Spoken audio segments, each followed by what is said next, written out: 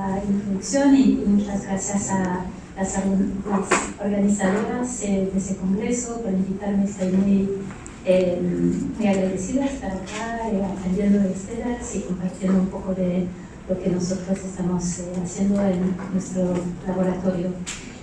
Bueno, voy a tratar de dar esta charla en español, pero perdónenme si no estoy usando los propios términos o corrígenme si... Así que bueno, vamos a tratar. Hoy entonces les voy a hablar un poco de un poco como mi trayectoria a través de la ciencia, ¿no? Y como mi visión del movimiento de las aguas en las hojas se fue cambiando y descubriendo que bueno, no todo es xilema y que hay mucha importancia en los transportes afuera del xilema en la hoja, y un poco de eso voy a hablar hoy. Primero porque nunca hay bastante tiempo al final de las charlas y es muy importante. Quiero agradecer mucho a todos mis colaboradores que contribuyeron muchos de los datos que voy a presentar hoy. Mi postdoctorado Caetano Albuquerque, Lauren Sack, Tom Buckley, que son instrumentales en mucho de las teorías y que voy a presentar hoy. André Cochard también, que es con el cual trabajé mucho en movilización, que voy a mostrar. Andrew McElroy y Craig Borgeson son mis puntos de contactos con MicroCT, esta tecnología que les voy a mostrar. Y bueno, Steven Johnson, con el cual hice un postdoc, y obviamente todos los estudiantes y colegas a mi institución. Bueno, primero, y creo que eso no les tengo que vender mucho acá, pero un poco en mi laboratorio estamos interesados en entender cómo las plantas respondan al medio ambiente, ¿no? Y a los estreses del medio ambiente. Y en California, y por si no lo saben, California es el estado en Estados Unidos donde más se hace agricultura, el estado más importante que produce más de la agricultura en todos Estados Unidos, y es también uno de los estados en Estados Unidos donde estamos el más impactado por el cambio climático, sobre todo la sequía. Y eso solo es el mapa de California, eso es del 2016, eso de hace unos días, y ven, eso es un poco qué quiere decir esos colores, y más o menos lo más oscuro que quiere decir lo más abnormal y intensa es la sequía en ese momento.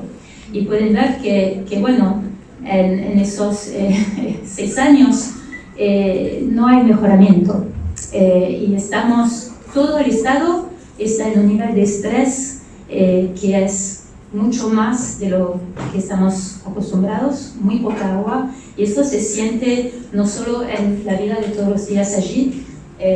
Por ejemplo, no están en autopistas y tienen esos carteles que dicen por favor no despilfar en agua. Si toman la autopista que va en el centro de California, donde está toda la agricultura ahí, ven que todos los agricultores ponen esos carteles como pray for rain, rezan por lluvia, sin agua no hay trabajo. Entonces es muy importante en nuestro estado entender cómo responden las plantas a la sequía. Y entonces un mejor conocimiento de cómo las plantas resisten a la sequía nos puede ayudar en varias cosas, obviamente, pero dos que nos interesan mucho son cómo podemos mejorar las técnicas de riego de precisión que se usa mucho en California, y también en contexto más natural, cómo podemos, y eso no sé si es la palabra correcta, predict, cómo los bosques van a responder a la sequía y el cambio climático, porque hablé mucho de agricultura, sí que hay muchas agriculturas acá, pero también están impactando muchos los espacios naturales en California. Y hubo en la Sierra Nevada, que es donde está el punto más alto del continente de Estados Unidos, hay muchísima mortalidad por la sequía, por fuegos, y entonces es muy importante entender cómo las plantas están respondiendo no solo por la agricultura, pero también por nuestros ecosistemas.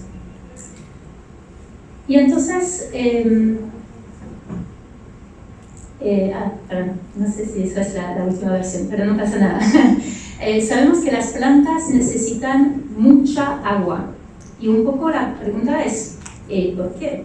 Y de contexto, para dar unos números, y bueno, por ahí si hay agricultores saben mejor que mí esos números, pero hay unos artículos que mencionaron que un hectárea de maíz puede transpirar hasta 16.000 litros por día de agua. Un corpus grande, que es un corpus Uber, fue medido que podía transpirar hasta 400 litros de agua por día. Muchísima agua. Bueno, esos son un poco los topes, ¿no? Pero ¿por qué las plantas necesitan tanto agua? Y bueno, sé que hay estudiantes acá, entonces les quiero hacer participar un poco, pero bueno, obviamente está abierto a todos, por favor, todos participen. ¿Por qué piensan que las plantas necesitan tanto agua? Y aquí les pongo un par de soluciones, ¿no? Entonces, será por el transporte de nutrientes, por la fotosíntesis, por mantener los estomas abiertos, por el crecimiento de la planta. Eso no sabía traducirlo, el transpirational cooling, que ayuda vía la transpiración a resfriar la hoja, o otros procesos. Y les voy a pedir si pueden levantar su mano en cada opción. Entonces, ¿quién piensa que las plantas necesitan tanta desagua por el transporte de nutrientes? 1, 2, 3.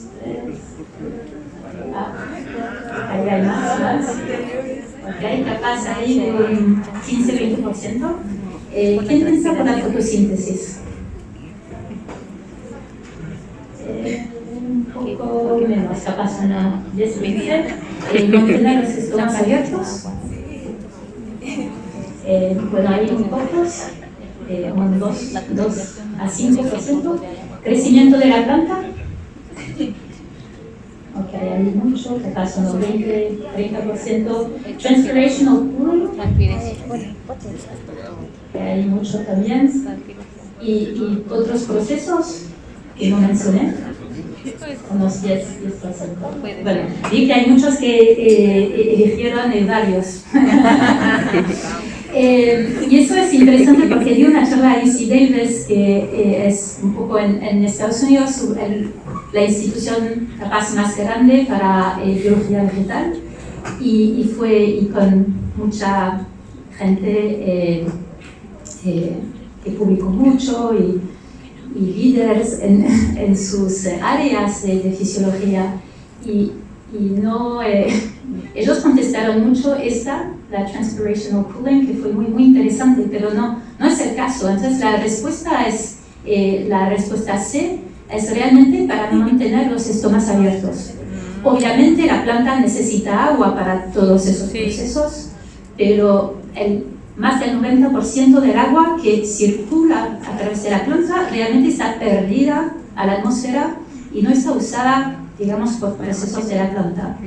¿Y por qué, no? Entonces, ahí es un estoma que entonces abre y cierra, y todos sabemos acá, creo que los estomas abren porque quieren capturar el carbón dióxido de la atmósfera para producir azúcares para la fotosíntesis, pero cuando abren pierden agua por difusión, no hay nada que puedan hacer para que no se pierda. Y entonces es un poco ese costo-beneficio, benefician que el carbono dióxido entre, pero al mismo tiempo pierden agua. Y entonces para mantener abiertos esos estomas, para que no se deshidrate la hoja, necesitan transportar mucho agua para reemplazar el agua que se perdió. Y si pueden poner play, ahí. No sé si funciona. Bueno, si no pasa nada. Pero eso era solo para un poco mostrar, por si no todos están familiarizados con el transporte de agua, pero el agua entonces, cuando se pierde, eso es una sección de una hoja, eso es el estoma ahí, y entonces el agua, cuando el estoma está abierto, se pierde y de ahí genera el movimiento del agua a través de las venas, de las hojas, a través de los tallos, las raíces hasta el suelo. Y entonces el agua siempre está moviendo hasta los estomas para que se mantengan abiertos, para que las plantas puedan capturar el carbón dióxido. Y entonces, bueno, las hojas obviamente son muy importantes, ¿no? Porque son el sitio donde todos esos procesos están pasando y por eso que a mí me fascinan tanto. Y sobre todo lo que me fascina es la diversidad de la morfología de las hojas, de la anatomía de las hojas y solo para mostrar un poco un rango, ¿no? de cuántas adaptaciones hay y diferencias de tamaños. Y entonces lo que todas las preguntas que hacemos en nuestro laboratorio, muchas de esas son siempre para tratar de entender el funcionamiento de la diversidad de las hojas, ¿no? En cuanto a morfología y anatomía y cuál es la función de esa diversidad. Y nosotros pensamos que mucha de esa diversidad está relacionada al transporte de agua. Y durante mucha de mi tesis estuve ahí desarrollando muchos métodos para medir distintos aspectos de la fisiología en cuanto a aspectos hidrológicos de la hoja. Muchos están publicados en el sitio de Prometheus Wiki, hicimos videos.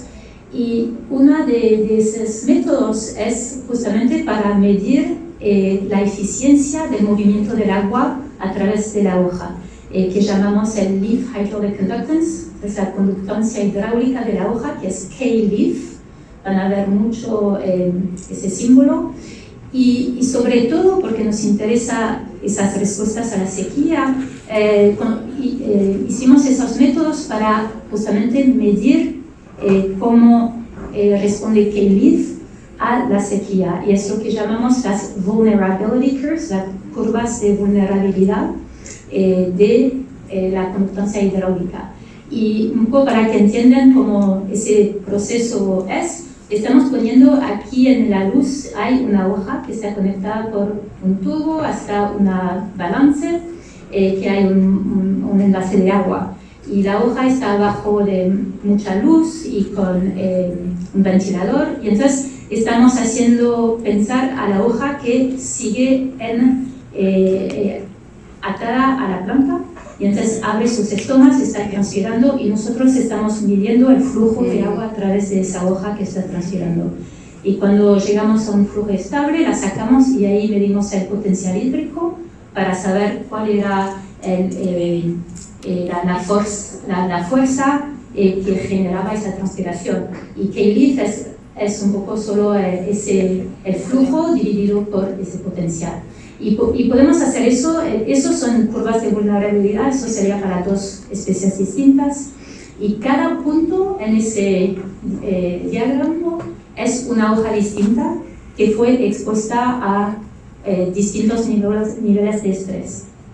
Entonces lo que pueden ver es que con el estrés, entonces ahí en la axis X, es el potencial hídrico. Entonces cuando vamos más a la derecha, el estrés hídrico incrementa, y ahí en esa axis es la conductancia hidráulica de la hoja. Y lo que vemos en esas dos especies es que con la sequía esa conductancia disminuye.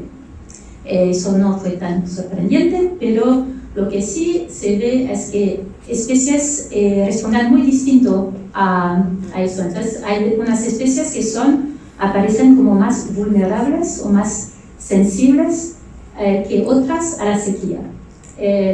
Y entonces para medir ese proceso podemos comparar ese rasgo que se llama la P50, que es cuál es el potencial hídrico cuando la hoja perdió 50% de la K-leaf inicial, ¿no? Entonces aquí para esta especie, si el máximo está por aquí, 80, entonces ahí por 40, ¿cuál es el potencial hídrico? Entonces aquí en esa especie la P50 sería 1 menos 1 megapascal, mientras esta, la P50, sería más alrededor de menos 5, ¿no? Entonces podemos, desde el número, podemos comparar especies en cuanto a resistencia en la sequía, en el movimiento de agua. Y hay distintos rasgos, ¿no? Entonces, la P50, la P80, que serían cuando perdió 80%, todos correlacionan, pero hay un poco de todo en la literatura. Y hicimos, hace un par de años, hicimos una meta-análisis, y eso tengo que decir que es un área de la ciencia que se desarrolló en los últimos 20 años. Los primeros estudios de conductancia hidráulica en la hoja eran como en el 2003, 2004 y recién al fin, como por el 2010, empezamos a medir la respuesta de la K-leaf a la deshidratación. Entonces es un área bastante nueva, pero sin embargo hay un uso exponencial en la literatura de esos rasgos. Y entonces eso es del 2017, en esa época encontramos datos de la sensibilidad, la vulnerabilidad de la K-leaf a la sequía para 310 especies. Y es un rasgo muy interesante porque varía mucho a través de los lineages. Entonces los pteridófilas, pocos igual, esos son solo 6 especies estudiadas, entonces todavía tendremos que estudiarlo más, pero ahí parecen más vulnerables que los gimnospermas y los angiospermas. Pero también se nota mucha variación dentro de cada uno, entonces esos son en azul la P50 y en amarillo la P80, y ven que hay mucha variación en los angiospermas, dentro de los gimnospermas, y esa variación está muy vinculada al clima, a la precipitación, a la temperatura. También encontramos variación en cuanto a qué tipo de hoja. Entonces las evergreen, las que son siempre verdes, tienden a ser más resistentes a la sequía en su K-leaf que las deciduas o las hierbas. Entre las C4 o C3 de gramíneas, las C4 más resistentes, ¿no? Entonces, la gran pregunta que diría que empezamos a trabajar sobre eso en los últimos 5 o 6 años es qué está causando que una especie esté más vulnerable que la otra. ¿Qué está causando que la K-leaf está bajando más rápido con la sequía que la otra? Y entonces ahí hay que entender mucho qué son los caminos que toma el agua dentro de la hoja, ¿no? Y lo que es muy interesante de la hoja, como las raíces, es que hay camino a través del xilema, entonces a través del peciolo y de las venas de la hoja, y dentro de la vena se está pasando a través del xilema, eso es esos conduitos que son muertos y que sirven como de pipes para el movimiento de agua. Y bueno, luego cuando llega en las últimas venas, ahí tiene que salir de esas células muertas y pasar por células vivas. Y ahí es donde no se sabe mucho. Como las raíces, se supone que el agua puede pasar o vía las paredes de las células, podría también pasar vía los plasmodesmata, solo vía el citoplasma de las, o el otro mecanismo sería a través de la membrana con la ayuda de acuaporinas, que son proteínas en las membranas que dejan pasar el agua. Entonces, esas son las 3 posibilidades. También, obviamente, hay la vía por vapor, ¿no? Una vez que llega a un espacio de aire adentro de la hoja. Ahí se pone el vapor y también se puede mover en forma de vapor. Pero bueno, se sabía eso, pero igual como en los 100 últimos años toda la literatura sobre la hidráulica de las plantas se enfocó mucho en el xilema. Y yo cuando empecé mi tesis estaba muy biased por esos 100 años de literatura. Y entonces, como todos los restos de los científicos, pensábamos, bueno, si vuelvo aquí, esas diferencias están causadas porque esta especie es más resistente a la embolía y esta no es tan resistente a la embolía. Capaz tendría que explicar lo que es embolía, no sé si todos acá lo saben, pero durante la sequía, en los conductos del xilema, lo que pasa es que hay tanto estrés dentro de la columna de agua que aire va a estar aspirado dentro del xilema y esa columna de aire se va a extender a través de todo el conducto y eso hace que el agua no puede más pasar por ahí. Entonces, durante la sequía, más y más embolía va a estar generada en los xilema y eso hace que la conductancia baje. Entonces, bueno, ahí pensábamos, tiene que ser la embolía.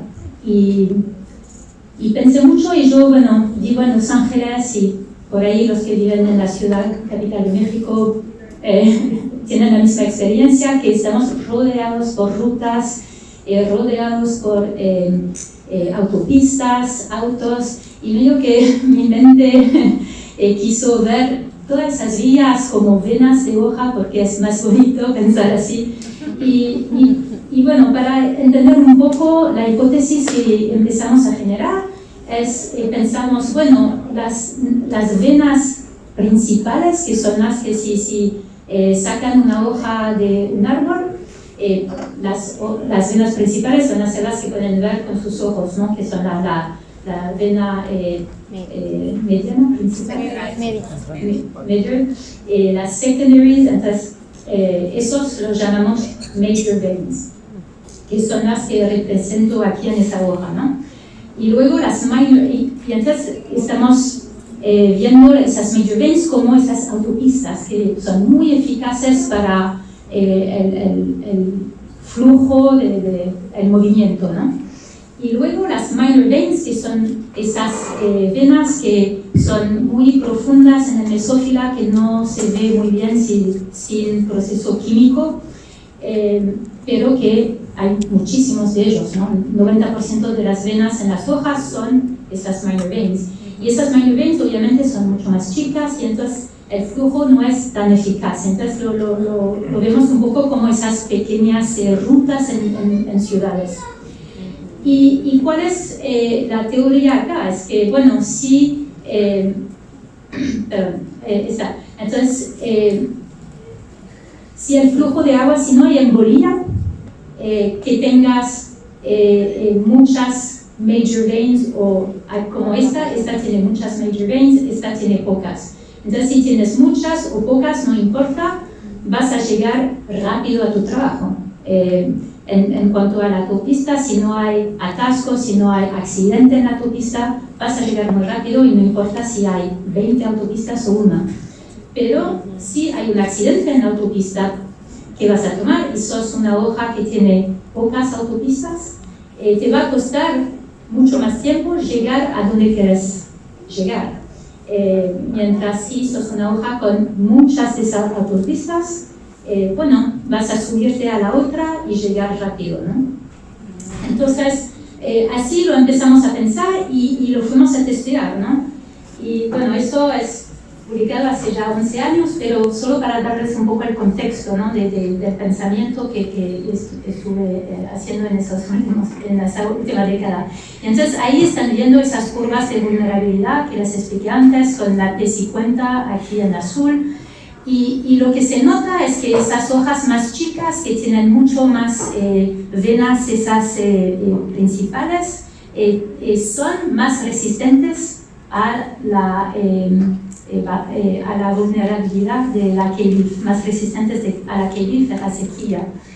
Como ven, la P50 más sobre ese axis de estrés.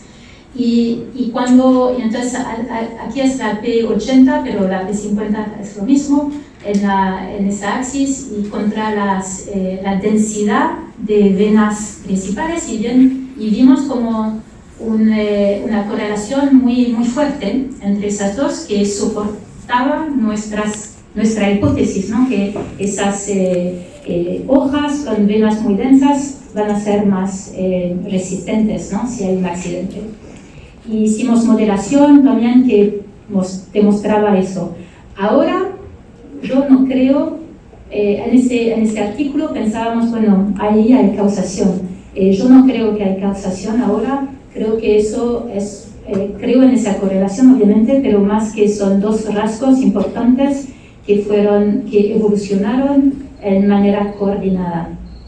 Y van a ver ahora por qué pienso eso. Y un poco cómo pasé de esa visión muy de xilema a otra. Y hay dos eventos que ocurrieron durante mi tesis. La primera es que encontré esa imagen en ese libro que me transportó a otro lugar. Y yo soy alguien que aprende mucho, necesito mucho visualizar los procesos para entender los procesos. Y me costaba mucho entender, visualizar en 3 dimensiones lo que estaba pasando afuera del xilema, cómo las células están realmente puestas, y cuando vi esta imagen que me daba ese contexto de 3 dimensiones, empecé a tener muchísimas preguntas, y entonces ahí es una imagen de células en el mesófila, y ven que tienen esos brazos que se conectan entre ellas, y dentro de esos brazos tienen muchos plasmodesmata, van a tener entre las dos membranas mucha acuaporina. Se ven también, todo eso son las paredes, y ven, ahí son los cloroplastas de la hoja que están pegadas contra la pared, porque obviamente quieren disminuir el camino del carbono dióxido hasta el cloroplasto. Y bueno, empecé a pensar en cuanto a movimiento de hoja, ¿dónde está el agua ahí? Entonces, está a través de las paredes, está pasando ahí por adentro de esos brazos, cuánto movimiento de vapor, y cuánto ese movimiento es importante, ¿no? Y lo pude visualizar, y ahí empecé a pensar más en esa parte, ¿no? Del camino del agua. Y la otra cosa que pasó durante mi tesis es que quería justamente ver, bueno, si podía medir de manera hidráulica la pérdida de conductancia dentro de las venas mismas. Entonces, excluyendo a ese camino, solo medir la eficiencia del movimiento de agua dentro del xilema de la hoja. Y ahí hicimos ese método que adaptamos, donde cortamos todas las minor veins. Entonces, lo que hicimos fue cortar eso para que el agua salga directo del xilema en vez de tener que cruzar todas esas células vivas. Y cortando eso, pusimos esa hoja en un vacío y empezamos a tirar distintos vacíos y midiendo el flujo de agua viendo la pendiente, ¿no? Entonces, de la pendiente del flujo de agua contra el nivel de vacío, pudimos medir la conductancia a través del xilema. Y ahí, cuando empecé a hacer eso, pensé, uy, ese método no está funcionando. Y creo que había empezado con esa especie aquí, que es un Quercus agrifolia, que es un Quercus muy resistente del chaparral en California, Mediterráneo. Y aquí en verde es la respuesta hidráulica de la hoja entera. Y aquí en negro es la respuesta del xilema. Estaba midiendo aquí esos puntos y no veía ningún movimiento. Y estaba como, uy, eso está mal, no sé, creo que no, este método no va a funcionar. Y me acuerdo, era muy tarde, y empecé a medir más puntos por ahí y ahí empecé a ver que bajaba y bajaba y bajaba y estaba como wow, no, está funcionando, solo que el xilema es muy resistente. Y empecé a medir otras especies y en todas las especies, ahí son 8, pueden ver que es siempre lo mismo, que la respuesta de la hoja aquí en verde es mucho más vulnerable que la respuesta del xilema. Entonces esa baja mucho más rápido con estrés hídrico, mientras el xilema no tanto, ¿no? Pero se ve también que hay variación a través de las especies, ¿no?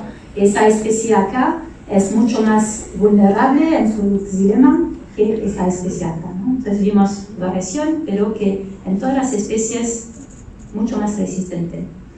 Y entonces eso terminamos publicando en el 2017, pero creo que llegamos más de 3 años para publicarlo porque lo mandamos a Science, lo mandamos a Nature Communication, y siempre los reviewers, creo que teníamos siempre el mismo, que nos decía, yo hasta que hagas esas medidas que sé que son imposibles de hacer, no voy a creerlo. Y entonces no lo puedo recomendar para publicación. Y entonces estábamos muy frustrados porque éramos como, bueno, nos estás diciendo que tenemos que hacer algo imposible para convencerte. Y bueno, pues al final lo publicamos y lo que nos ayudó fue que fuimos a buscar otros métodos para validar lo que veíamos a nivel hidráulico. Y ahí fue donde empezamos a usar los X-Ray Computed Tomography, el micro-CT, que son aceleradores de partículas que generan rayos X-rays que permiten la visualización en 3 dimensiones y en plantas, y esto es muy importante, en plantas intactas del xilema. Y entonces ahí podíamos visualizar realmente si había embolia o no a esos distintos niveles de sequía. Y entonces eso es solo para mostrar, eso es en 2 dimensiones, pero se puede ver en 3 dimensiones en otros planos, pero lo que vimos corroboró lo que medimos. Entonces aquí estamos viendo la vena principal y todo lo que es gris, blanco, quiere decir que está lleno de agua, y todo lo que es más oscuro es aire. Y entonces el xilema está aquí en el medio y aquí se ve todo blanco-gris, entonces está todo lleno de agua. Aquí es una hoja deshidratada al punto de pérdida de turgencia y se ve 1, 2, 3, 4, capaz unos 10 conductos con embolía, y son realmente solo el 7% de todos los conductos que están embolizados. Y eso lo podemos modelizar para ver cuál es el impacto que el 7% de embolía haría a la conductancia, y era mínimo. Era mínimo porque hay mucha redundancia, ¿no? Y muchos caminos para el agua para llegar a los estomas. Y solo a potenciales muy negativos, esto es -4, creo que eso es Citedra canariensis, que es una especie que cierra sus estomas a capaz -2 megapascal, entonces ahí estamos muy pasado el doble, y ahí empezamos a ver mucha embolía, ¿no? Y a ese punto 76%, ni siquiera son el 100%, entonces todavía agua puede fluir. Entonces, bueno, eso confirmó cuando hicimos modelización, que no voy a hablar, pero muchos puntos que apuntaron a eso, que el xilema es muy resistente, y eso lo hicimos en 4 especies, y desde ahí hubo otros estudios de otros laboratorios también que hicieron eso en otras especies, y todos de acuerdo con nosotros que viendo que la embolia realmente ocurre después de que los estomas se cierran, después de la pérdida de turgencia. hubo también un nuevo método, y ahí no sé si pueden poner play a la video, no sé si va a funcionar esta vez. Hay un nuevo método que fue desarrollado por el equipo de Tim Broderick, que es también otra manera de visualizar la embolía. Y ahí ven para distintas hojas, distintos colores, y esas son las embolías a través del tiempo, ¿no?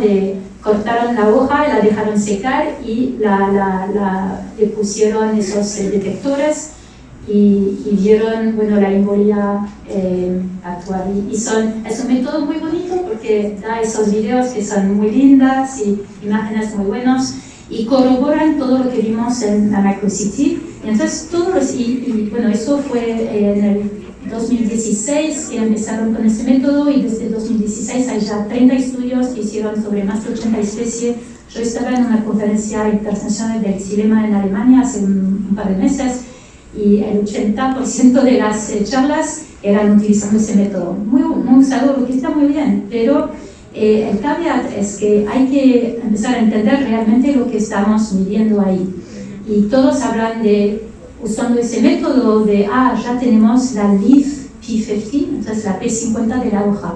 Pero no es el caso, lo que ese método está dando es la P50 del xilema de la hoja, que es muy distinto, como lo vimos, a la P50 de la hoja en lo general.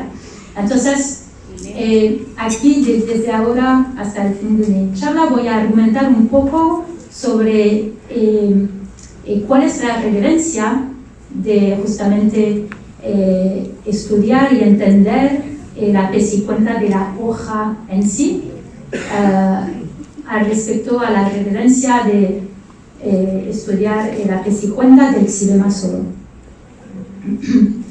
Y lo que sabemos es realmente que la hoja es muy sensible, y eso no solo nosotros lo estamos viendo, todos los métodos, esto también hace parte de esta metaanálisis que hicimos hace un par de años, y hay muchos métodos para medir flujos de conductancia, mucho debate sobre esos métodos, eso es un tema muy recurrente en la hidráulica, muchos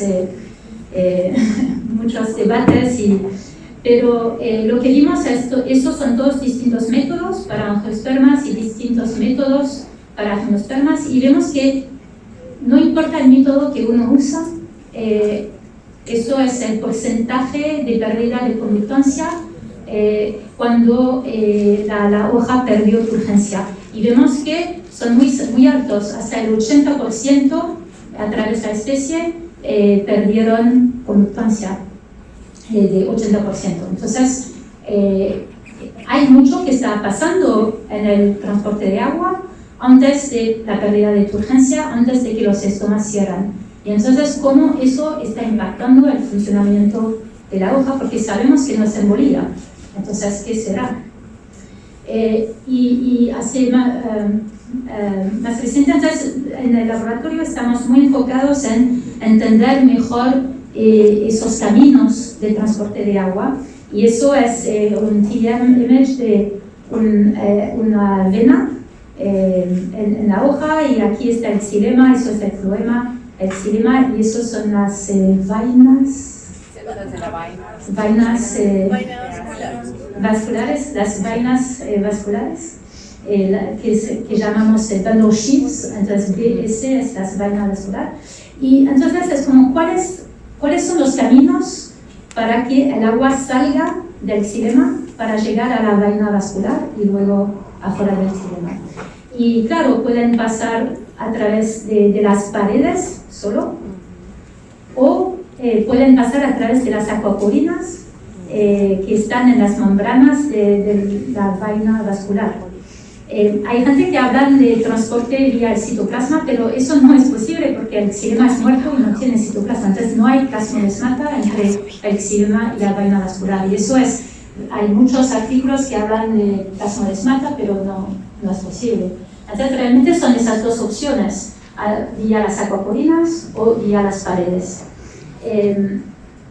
Y hay muchos trabajos muy bonitos sobre entender un poco más las paredes, qué es la composición química de esas paredes, y sobre todo están permeables al agua, y sabemos que en las raíces hay la Casparian strip, la banda Caspari, perfecto, que impide a ese transporte, ¿no? Entonces sabemos, eso está muy documentado en las raíces. En las hojas no está tan claro. Y hubo estudios muy bonitos que mostraron que en especies hay, lo que parece, hay hasta lignina, que creo que en las raíces es más suberín. En las hojas parece que hay mucha lignina, pero también suberina, son varias en cuanto a especies. Pero eso es un estudio que hicieron colegas en Japón, que mostraron que para distintas, entonces ahí son 6 especies que demuestran, y con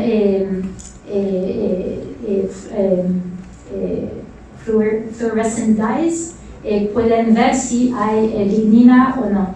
Y aquí, entonces en esas 2 especies no se ve nada acá en la fluorescencia, entonces quiere decir que no hay lignina, pero en esas 4 especies están viendo un poco de lignina, y hay como un rango, ¿no?, de cuánta variación en cuánta cantidad de lignina, pero sobre todo se ve que en esas vainas vasculares parece que hay lignina, y eso fue documentado en otras especies y otros estudios. Entonces, en ese caso, sería que el agua no puede pasar por las paredes, entonces el único camino que puede tomar el agua es vía las acuaporinas. Pero, bueno, de nuevo hay especies que no tienen lignina, y entonces que las paredes supuestamente son permeables al agua, y supuestamente entonces no tendría que haber mucha resistencia, pero aún así parece que hay, porque en ese estudio, de nuevo muy interesante, ellos midieron la conductancia de la hoja, hidráulica de la hoja, bajo mucha luz y bajo poca luz. Y lo que se sabe es cuando hay poca luz, las acuaporinas no están activadas. Entonces ese transporte a través de la membrana no se puede hacer. Y lo que vieron es que las especies que no tenían lignina, ellas respondían mucho a eso. Había una disminución significante de la K-Leaf bajo luz. Entonces eso hace entender que aun si las paredes no son lignificadas, los caminos a través de la membrana, a través de las acuaporinas, ayudan mucho a la eficiencia del movimiento afuera del xilema. Y eso es, voy a hablar un poquito de este artículo, que yo no tuve nada que ver con eso. Es un grupo en Israel que publicó hace muy poco, y es un artículo, les invito a leerlo, es increíble.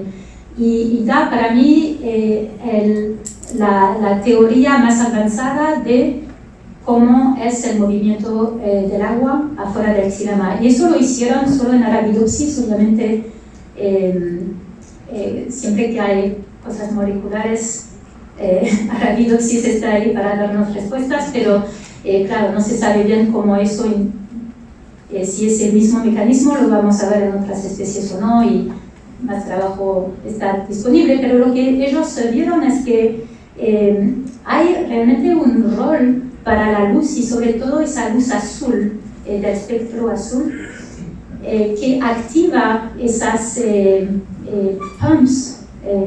pompas de protones, de ATPs, y esa activación de la luz, todavía hay unos mecanismos que no saben bien, pero genera muchas reacciones, que esas reacciones hacen que se activen esas pompas que empiezan a poner muchos protones dentro del xilema, y eso hace que se acidifica el xilema. Entonces cuando llega la luz hay una acidificación del xilema en esas venas menores, y esa acidificación lo que demuestran es que ayuda a la activación de las acuaporinas.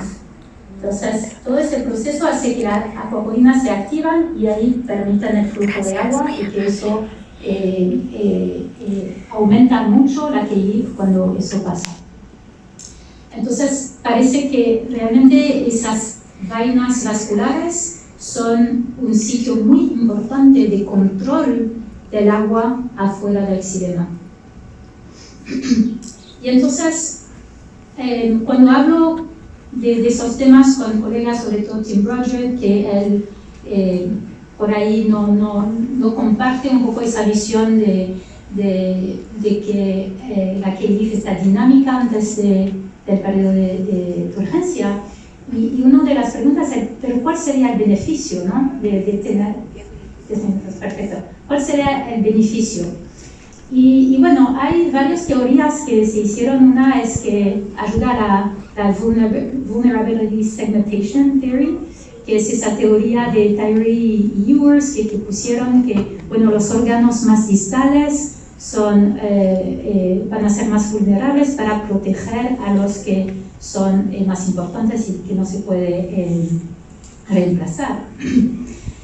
Pero esa hipótesis en realidad no aplica a las plantas, porque esa hipótesis asume que la transpiración es constante durante la sequía, y no es el caso. Sabemos todos que durante la sequía los estomas van a cerrar, y entonces si cierran, eso realmente es el mecanismo que protege a los tallos de arbolía, porque al cerrar el potencial hídrico se va a recuperar y prevenir eso.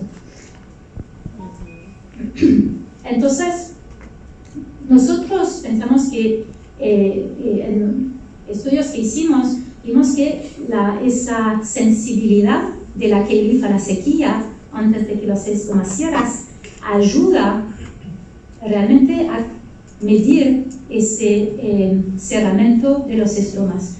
Y acá es un trabajo que hicimos en Arabidopsis, donde medimos eso es la Key, la pérdida de conductancia contra la sequía, y eso es la pérdida de conductancia de los estomas. Y vimos que estaban muy vinculadas, y con modelos y ecuaciones pudimos ver cuánto porcentaje puede la pérdida de conductancia de hoja puede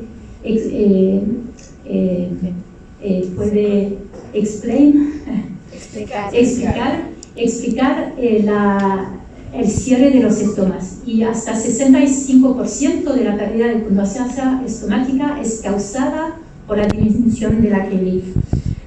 Y eso lo modelizamos, usamos el modelo SURO de Hervé Cochard, y lo que vimos, y ahí bueno, hay muchas cosas, pero lo que quiero que se enfoquen es los colores azules son modelaridad sensible, entonces sería constantemente alta hasta que haya embolia, y los colores que son amarillos y rojos son modelizando qué pasaría si al contrario la Key es muy sensible a la sequía. Y lo que se ve, lo que es muy interesante, es que eso es la resultancia de los estomas, y cuando la Key es sensible se ve que, bueno, la conductancia de los estomas no es tan alta al principio, entonces el punto cero es la planta está hidratada, y luego son días después de la sequía, ¿no? Y se ve que, claro, la conductancia máxima es menor en ese caso, pero los estomas están abiertos durante más tiempo durante la sequía. Y eso es muy importante porque se ve aquí, eso es la Water Use Efficiency, o cuánto carbono de dióxido pudieron asimilar durante la sequía. Y se ve que en esos casos donde la Key es muy sensible, durante la sequía ayudó a que la hoja pudo asimilar más carbono de dióxido y entonces crecer más. Y eso lo hizo porque la Key aumenta lo que se llama la Water Use Efficiency de las hojas. Entonces, al cerrar más los estomas durante la sequía, no está usando tanto agua, y entonces puede perdurar más tiempo y crecer más. Pero hace poco publicamos un artículo donde mostramos eso era para especies naturales que ocurren en China en un gradiente de sequía. Y las especies que estaban más en la sequía pensábamos que la K-leaf va a ser más sensible, y no vimos eso. Vimos que en realidad en ese lugar más de sequía la K-leaf era menos sensible, entonces más resistente a la sequía que los lugares que crecían en más humedad. Y lo que vimos era que en realidad los controles de los estomas en esas especies que crecían en la sequía controlaban, tenían una water use efficiency más grande que esas especies en más húmeda, porque había un rol más importante de la ADA, esa hormona que se sabe influye mucho en el control de los estomas. Y entonces creo que una cosa muy importante que tenemos en el futuro que investigar es qué realmente está controlando los estomas en una especie. ¿Será la hidratación del mesófilo, cuyo caso la K-leaf tendría una sensibilidad de la K-leaf sería una ventaja para la water use efficiency, o será la hidratación del epidermis, y ahí hay más un desconecto? Y solo un par de otras hipótesis que voy a poner ahí, pero también se piensa que es muy beneficio para ajustar rápidamente a estrés abióticos y bióticos. Por ejemplo, hay muchos artículos que demuestran que a la respuesta de sequía atmosférica, que es muy importante justamente en la agricultura, ¿no? Que no se puede controlar mucho esa sequía atmosférica, y se mostró que en respuesta a eso, tener una K-leaf que es muy dinámica, que es muy sensible a estos mecanismos, ayuda a mantener estomas abiertos y a aumentar la water use efficiency, entonces seguir creciendo.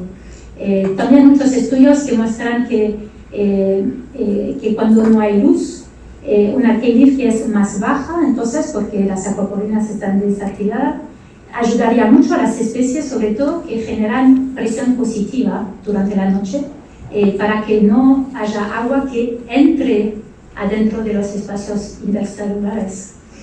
Y también hay estudios que mostraron que un K-leaf dinámico puede también ayudar a la coordinación con la concentración de azúcar en la hoja. Y finalmente voy a dejar con eso que se supone, no sé si leyeron ese artículo, Juan y al hace poco en Nature Plants, que es del grupo de Graham Farquhar, que ellos están ahora diciendo que los espacios intercelulares no son 100% húmedos, y eso obviamente tiene una implicación enorme en todos los que usamos los records para medir los gas exchanges. Pero justamente, si eso es el caso, ellos suponen que, y entonces eso son hojas a distintos, expuestas a distintas humedad relativa, ¿no? Entonces eso sería una hoja que está en una humedad muy seca, y se supone que todos los espacios intercelulares aquí son muy húmedos, hasta un 80%. Y entonces uno se pregunta, pero ¿cómo están resistiendo esas células del mesófila si están en contacto a la sequía? Porque no tienen cutícula, no tienen... Y justamente se supone que las aquaporinas, es un poco como la única hipótesis, sería que las aquaporinas tienen un control tan grande que genera distintos potenciales hídricos en la hoja, y entonces ayudaría a ese control. Y bueno, eso implica que entonces la K-leaf está ahí implicada en eso también. Bueno, eso no voy a entrar en esto, pero en conclusión, bueno, creo que para mí es muy importante distinguir entre la P50 del xilema de la hoja, que nos informa más sobre cuestiones de mortalidad, porque ya los estomas están cerrados y entonces la hoja no está funcionando. Mientras la P50 de la hoja, que realmente es la P50 de los procesos afuera del xilema, nos informan más sobre el funcionamiento de la hoja. Y entonces un KELIF vulnerable, y no nos gusta usar tanto vulnerable, nos gusta más bien dinámica, porque vulnerable parece que no se puede recuperar, y al contrario, esos procesos afuera del xilema se pueden recuperar, porque son aquapolinas que se activan, desactivan, y tienen muchos beneficios, como lo mencioné.